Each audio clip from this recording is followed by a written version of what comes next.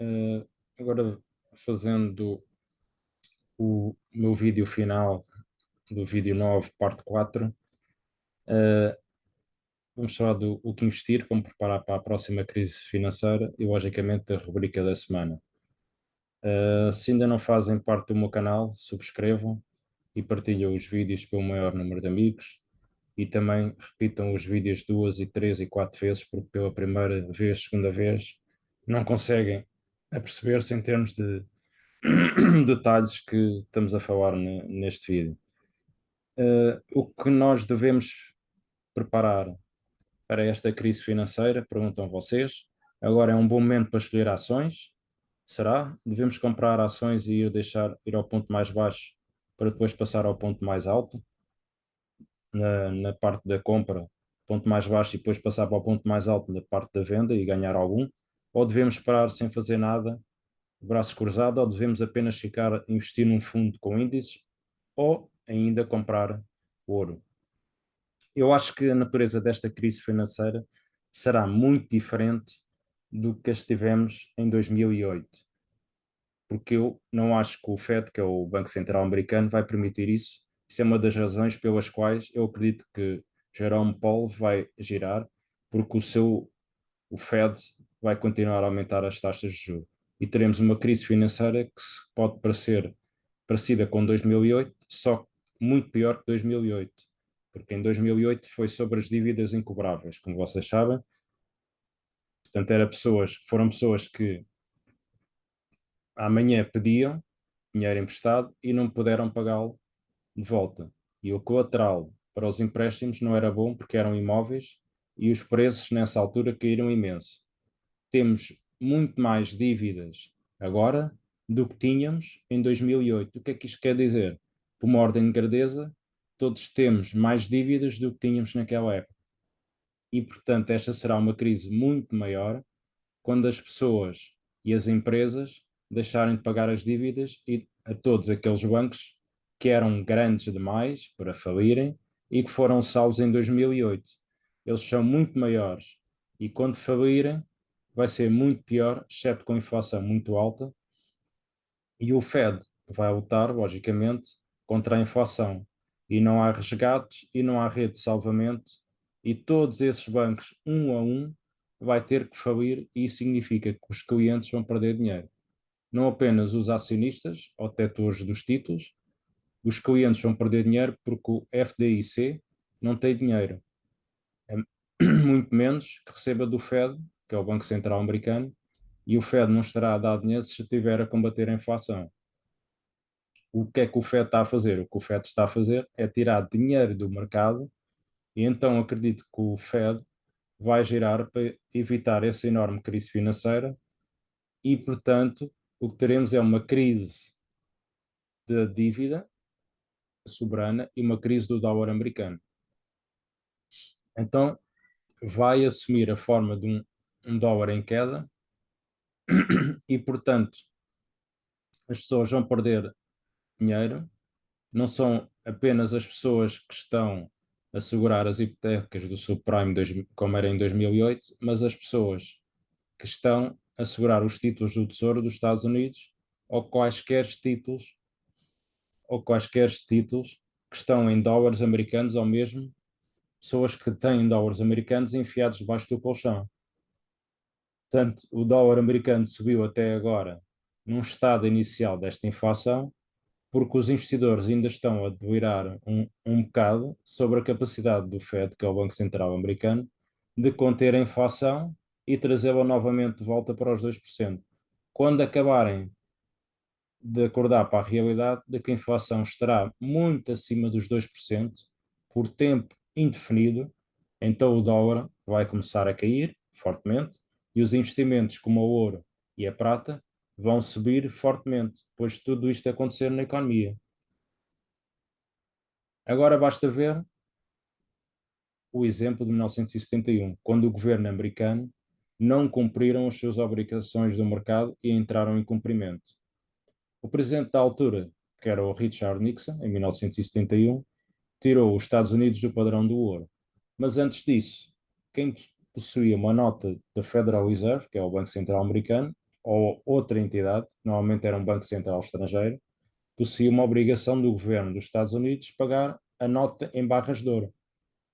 As notas do Federal Reserve, que é o Fed, eram notas para trocar por ouro. E o governo dos Estados Unidos deixou de pagar essas notas e os Estados Unidos disseram a todos os credores internacionais que prometiam pagar em ouro se a pessoa, a entidade, tivesse na altura 35 dólares americanos e prometia uma onça em ouro. Tanto que é uma onça, que é uma barra em ouro. E o governo dos Estados Unidos, em primeiro lugar, fez algumas desvalorizações. Mas, como isso não foi suficiente, e então Richard Nixon disse, na altura, que deste modo seria chegar a uma situação de não conseguir pagar, portanto é um incumprimento, e assim não vamos dar ouro pelas notas do Fed, que é o Banco Central Americano. Não vamos pagar nada, então isso foi um incumprimento oficial na altura. Então o ouro passou de 35 dólares americanos por onça para 850 dólares americanos por onça. Portanto, que são as barrazinhas. Eu repito, na altura passou de 35 dólares para 850 dólares. Então, as pessoas que tinham notas de reserva dos Estados Unidos, que era o Banco Central Americano, embora recebessem uma certa quantidade do ouro, acabaram recebendo apenas uma fração desse ouro, porque o valor do ouro implodiu em uma relação ao ouro, porque os Estados Unidos não cumpriram essa promessa. Mas não oficialmente os títulos do Tesouro. Mas os Estados Unidos omitiu o facto de esses títulos deviam ser pagos em ouro, porque quando recebíamos títulos do Tesouro na altura, em notas do Federal Reserve, que é o Fed, que era a cotação do ouro, eles costumavam dizer que o dólar era tão bom quanto o ouro, porque não era apenas o caso de ser o ouro, mas resgatava-se a procura pelo ouro. Então, esse foi o primeiro padrão. Esse padrão será diferente, obviamente, agora. Não estamos mais no padrão US-dólar em relação ao ouro, então ninguém possui títulos de tesouro dos Estados Unidos ou dólares americanos e que tem alguma expectativa que eles vão receber esses títulos em ouro. Mas eles acreditam que poderão comprar ouro.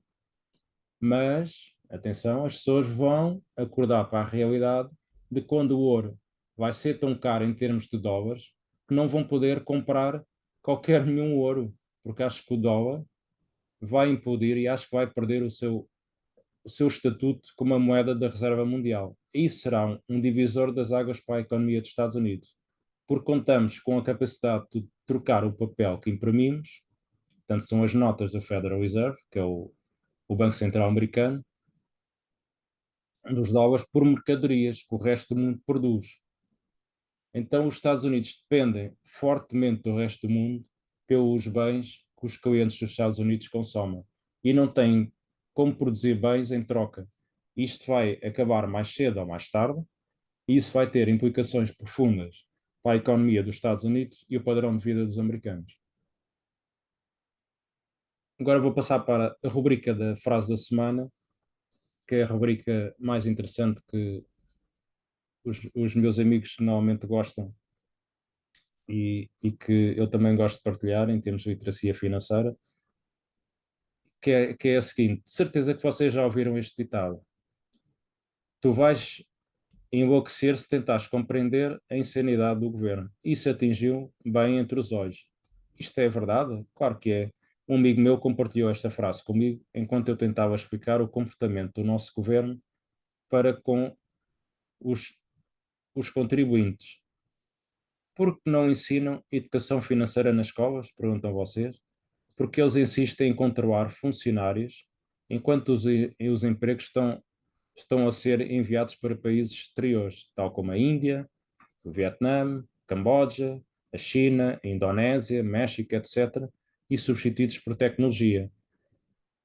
Porque eles enfraquecem o dólar americano, perguntam vocês, ao ponto de perder 95% do seu valor desde 1913, e o euro que perdeu em apenas um ano quase 35% do seu valor.